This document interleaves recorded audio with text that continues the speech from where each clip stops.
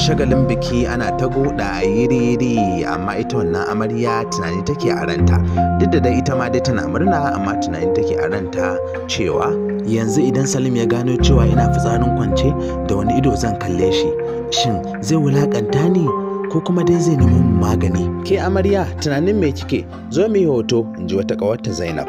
Suka ɗauki hotonsu suka ci gaba da shagalinsu, amma fa ita wannan amarya tunani kawai take yi, tana kuma fara a fili amma a zuciyarta kawalwainiya na sa ko a gidansu ba a sani ba, saboda ita kaɗai take kwana a ɗakinta. Haka take jujjuya katifa tana ware fanka domin ta bushe, haka take yi duk lokacin da ta yi fitsarin kwance. Ga ta kuma kyakkyawar yarinya son kowa kin wanda ya rasa, babu wanda ya san tana fitsarin kwance. Kullum kuma ɗakinta kamshi yake kuma a gyare, saboda tana kunna turaren wuta ko kuma bakur. Tun ma shi ne sai da ta kai shekara 24 ta fara, gashi kuma yanzu shekarar ta 25, yau shekara ɗaya kenan tana yi, kuma bata gaya kowa ba, ko mamarta ma bata sani ba, ballantana a samo mata mafita. Gani take abin kunya ne, musamman saboda ita da take da ƙanana suna yi tana musu faɗa, sai gashi kuma yanzu ita take yi, kuma gani take ma yawa ne a ce ita yadda ta waye din nan hadda ma kwalin digiri, ga ta kuma babbar yarinya da sauransu, a ce tana tsula fitsari.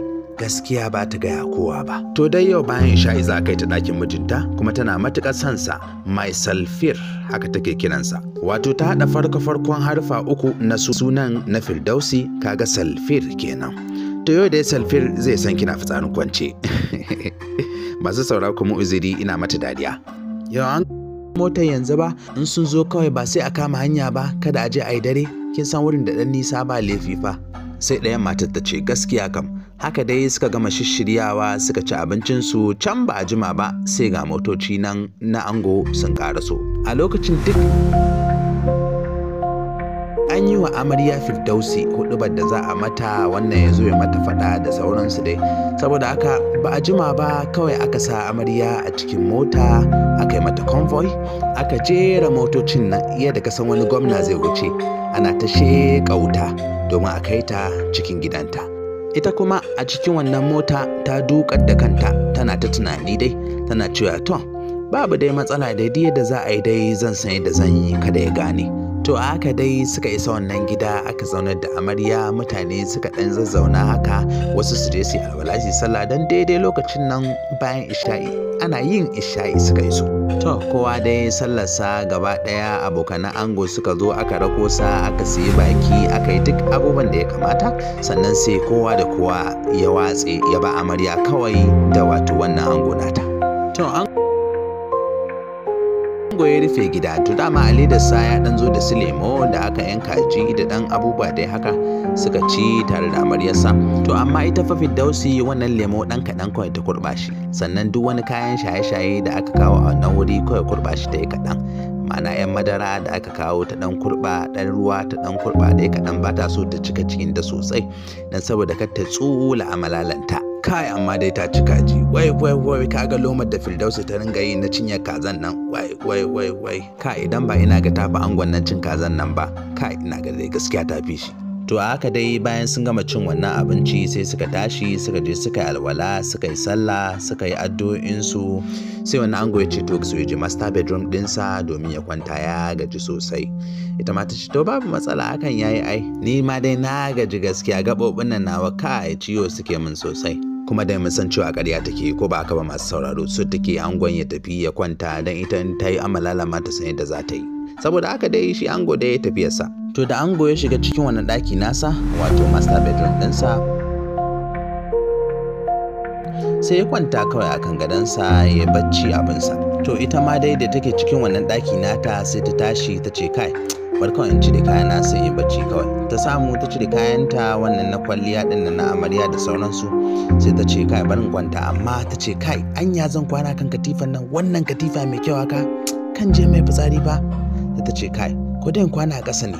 Firdausi ta ce kai bar dai ta dake kawai ta kwana a sama, kwana a ƙasa kai je ya leko anjima ko gobe kawai ya ga tana bacci a ƙasa, kada ya ɗauka ma ta yi birgima ne kawai ta faɗo ya yi mata dariya ma. kai am very wise, ni babba yarinya ce gaskiya ba zan yi haka ba, saboda haka kawai barin kwana a sama kawai. Da safiya ta waye Firdausu ta tashi a firgice, ba abin da ta fara yi shine daga wannan zanin gado nata domin ta duba ta gani ko ta yi fitsari. Ye ban yi ba, ta ce kai gaskiya ban yi ba, na ji daɗi sosai. Sabuwar katifa ta kai gaskiya su mama sun kwafsa ma. Me yasa suka cire leda katifan nan? Kai kaga inda ba su cire leda katifan nan ba, amma na tsula babu wani problem, ba zai kai gare ta ba. Kai a kin tashi kenan amarya, Salim ya ce haka yayin da yake shigowa cikin ɗakin. Sai ta ce na tashi ai, manta ne ma kwata-kwata na saka alam ɗina na waya in tashi saboda sallah asuba, to kuma sai na manta kawai. Tana yi tana jin daɗi cewa bata tsula ba, har da wani dafa katifa irin normal ne kawai, kun gane ai masu sauraro. Ni ma da yau ai latti ne kwata-kwata ban tashi ba, sai fa yanzu ma na yi sallah, ban jima da sallah ba. Yanzu karfe nawa ne ma barin gani karfe 8 kai, ashe har rana ta ɗan. Amarya ta tashi ta yi sallah ba su jima ba ma, sai kawai aka aiko da abinci daga gidansu, suka zauna suka karya shikenan dai. Bayan shi Salim ya shige cikin ɗakin sa ya bata a falo, sai ta ce a ranta kai ya kamata yi na rangada wannan ango nawa kwalliya sosai. To da yake Firdausu gaskiya ta kasance ta iya ado sosai, kuma ta iya sa kaya, haka zalika kuma ta je ta koyo yadda ake make up, saboda haka ta iya wa kanta kwalliya sosai. Sai ta rangada wa kanta kwalliyar da ma ya fi na jiya wanda aka kawo ta. Ta saka kayanta masu kyau, aka kawo abinci na rana, can aka kawo na dare, wato dai daren yayi kenan a takaice. Abinci aka kawo mai ɗan karen daɗi, Firdausu ta yi ta ci, duk da dai daga gidansu aka kawo, ta san abincin yadda yake, to amma dai wannan ɗanɗanon na musamman ne wanda aka kawo yau. Ɗazuma wanda ta ci da rana mugun daɗi gare sa ga maiko, saboda haka tana ta shan ruwa. Yanzu ma wanda ta ci ga daɗi ga maiko ga komai, saboda haka tana ta shan ruwa, ta sha ruwa abin da ta cika cikin ta dam. Ta je ta buɗe fridge ɗinta ta samu lemo ma ta kora. Wato dai a takaice masu sauraro, Firdausu ta manta da asalin wannan matsala ta, saboda ta ji daɗin gidan aurenta, sannan kuma ta ji daɗi cewa ta yi aure. Gaba ɗaya wannan sai ya mantar da ita asalin wannan matsala ta, kuma har da santin abinci ma gaskiya abincin yayi daɗi. Da dare yayi sai ango ya ce to gaskiya yau a ɗakin nan zan kwana. Kai ɗakin nan naki akwai ƙanshi fa. Kai wannan tare ne kika sa? Ta ce taron wuta ne daga gidanmu, yana da kyau sosai. Bayan dare yayi suka yi bacci, sai Firdausi ta tsola fitsari. To inda dai ta sa'a shine wannan fitsari da ta yi ba shi da yawa sosai, saboda asalin nauyin bacci da ta yi shine dalilin da ya sa ma ta tsola wannan fitsari. Shi kuma ango da asuba ta yi yana ta tashin ta ina ta ki tashi. To inda ta ci sa'a kwata-kwata bai ga wannan fitsari ba, domin ita wannan amarya ai ta danne wannan fitsari.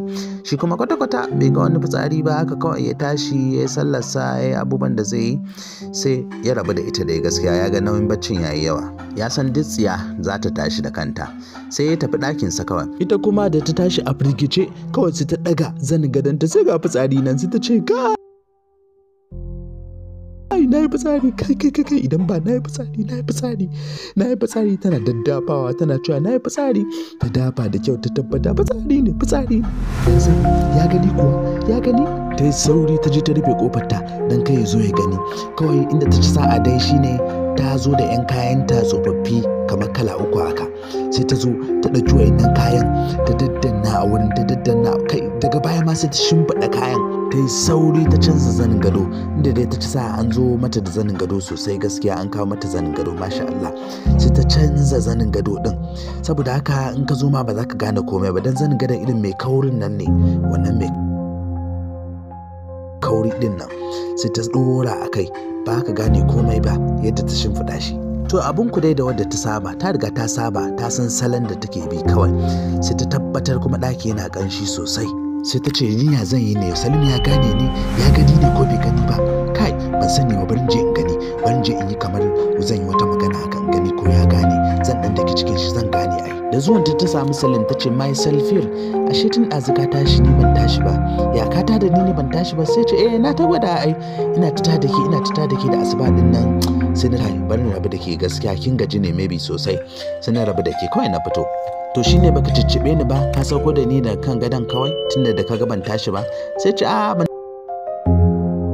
ciccibe ki ba, kai ni fa ina taba ki kawai, da na ga baki tashi ba kawai sai na ce bari rabu da ke. Sai ta ce a ranta bai gane ba, alhamdulillah bai gane ba abin da ya gane.